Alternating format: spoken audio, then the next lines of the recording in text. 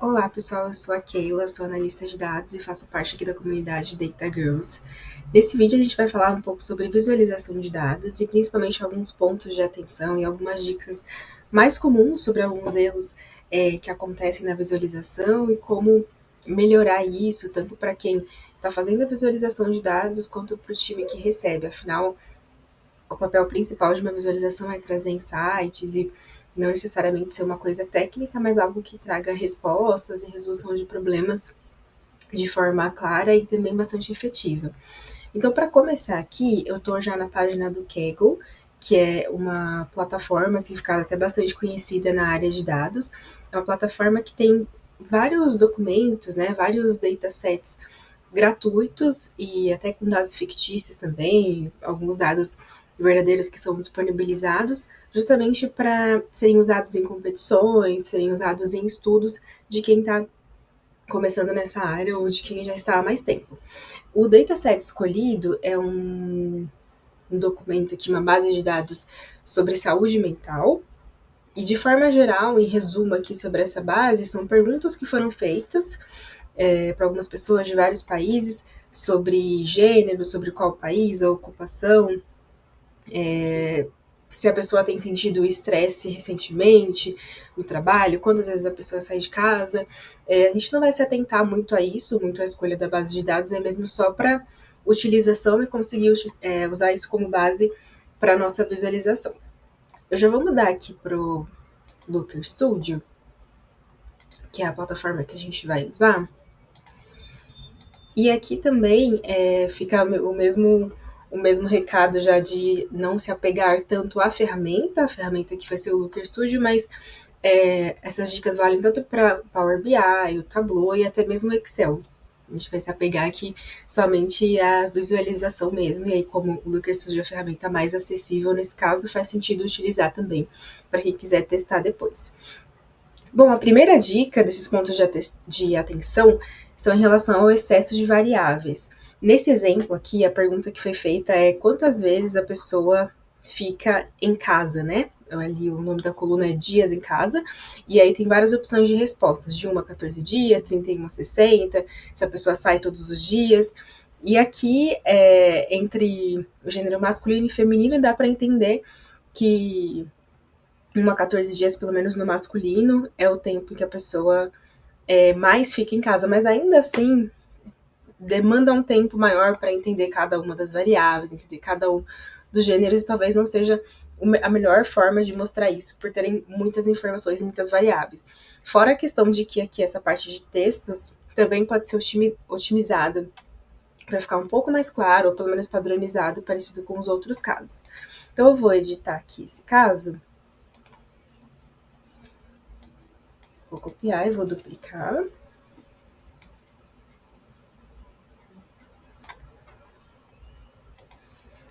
E aí o Lucas Studio, dependendo, pode demorar um pouquinho.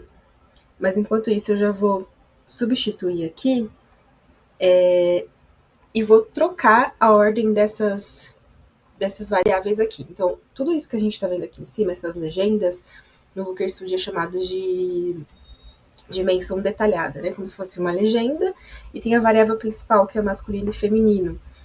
Então, eu vou trocar essas dimensões de lugar, mantendo esse mesmo gráfico. Essa ainda não vai ser a resposta final, mas eu vou mostrar como uma das opções. Então, ali no primeiro eu coloquei dias em casa como dimensão, e depois, como dimensão detalhada, eu coloquei o gênero. Vou esperar isso carregar. E aí, agora que está carregado aqui, dá para ver que fica um pouquinho mais claro, né? Dá para ver masculino e feminino, ele mesmo coloca as cores aqui. E dá para entender que o masculino, a resposta principal de dias em casa é de 1 a 14 dias, só que o feminino está aqui embaixo, né? Então, a maioria das mulheres saem todos os dias, então ainda assim também demanda mais um esforço. Essa é uma das soluções para ficar mais claro, se a gente comparar com esse já fica um pouco mais claro, mas vai depender da base de dados. Nesse caso específico do dado que a gente está tratando, tem um viés que eu vou falar no próximo ponto, mas essa é uma das soluções. Porém, nesse caso específico, a recomendação seria manter um gráfico comum, mesmo um gráfico de barras, que é o gráfico simples. Eu vou trocar aqui.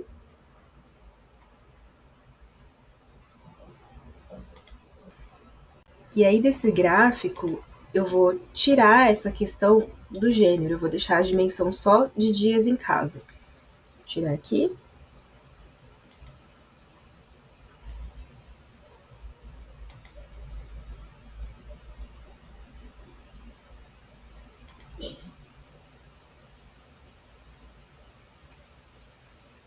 Pronto. E aí, se a gente olhar de forma geral, de todos os dados que estão na nossa base de dados, todas as pessoas que responderam ficam principalmente de 1 a 14 dias em casa. Só que se a gente quiser olhar por gênero aqui, a ideia seria adicionar um controle, né, ou um filtro, e colocar nesse filtro o gênero que a gente quer saber.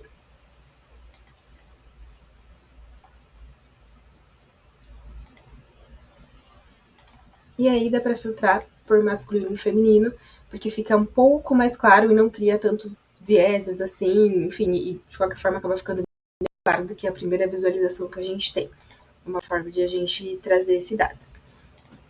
Indo para o segundo ponto, a gente vai falar justamente sobre isso. Eu vou até deixar aqui mesmo nesse modo de edição, não vou voltar para o modo de visualização, que é sobre dados enviesados. Vamos supor que aqui a gente precise saber sobre a base geral, né, quantas pessoas responderam sobre mudanças de hábitos. Existia essa pergunta, né, de todo mundo que respondeu, se você tem tido alguma mudança nos seus hábitos. E olhando aqui dá a entender que a maioria das pessoas que tiveram uma mudança de hábito foram do público masculino e não feminino. E aí, por que isso tem um viés? Se a gente pegar aqui uma tabela simples, vou colocar aqui para adicionar uma tabela.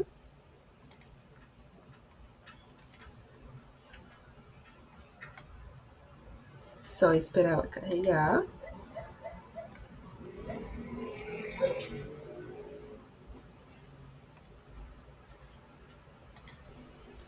Bom, depois que carregou, voltei aqui. E aqui a gente só vai. Eu coloquei aqui na tabela, né? A dimensão, que é o gênero, e essa questão da mudança de hábitos, eu vou colocar a contagem aqui de. Ou melhor, em vez da mudança de hábitos, eu quero colocar a contagem de quantas pessoas que se identificam com gênero feminino ou masculino a gente tem na base, que no caso vai dar o mesmo resultado, mas é só para exemplificar melhor.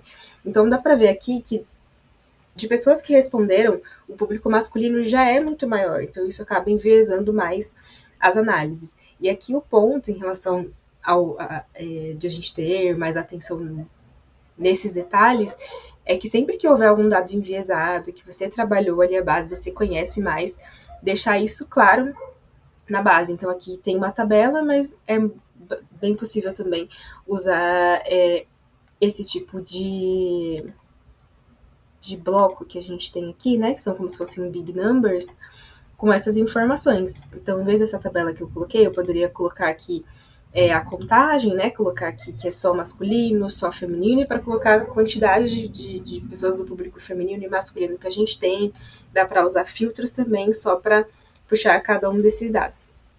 O ponto aqui, não vou entrar muito na parte técnica, mas é simplesmente se atentar a qualquer tipo de viés que possa dar a entender alguma coisa diferente nos nossos dados.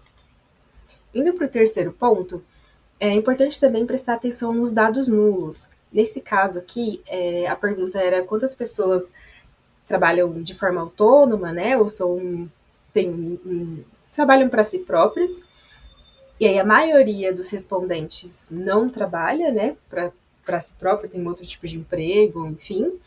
E 10% responderam que sim. Só que aí aqui na legenda tem mais uma opção em rosa que não dá para saber muito o que é a resposta.